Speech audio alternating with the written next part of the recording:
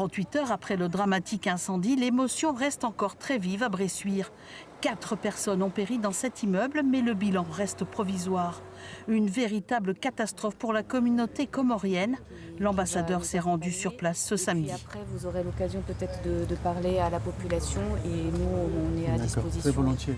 Il va falloir faire le deuil, mais faire le deuil, c'est aussi comprendre ce qui s'est passé, savoir comment améliorer les conditions de vie, les conditions d'existence et puis finalement trouver le chemin qu'ensemble nous essaierons d'accompagner cette communauté pour qu'elle puisse surmonter tout ce qui vient d'arriver.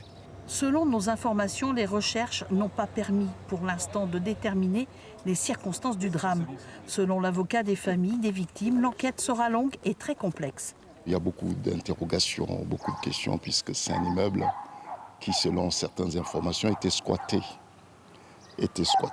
et il y a eu des allers-retours dans les heures qui ont peut-être précédé l'incendie. Des questions que soulèvent aussi certains habitants de façon anonyme ou face caméra. Ça serait arrivé un jour ou l'autre, c'était sûr et certain. Dans l'état que c'était à l'intérieur, il fallait s'y attendre.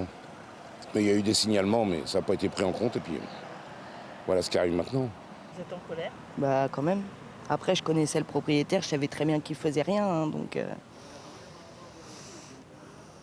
Après, en espérant que justice soit faite et que le propriétaire doit faire quelque chose.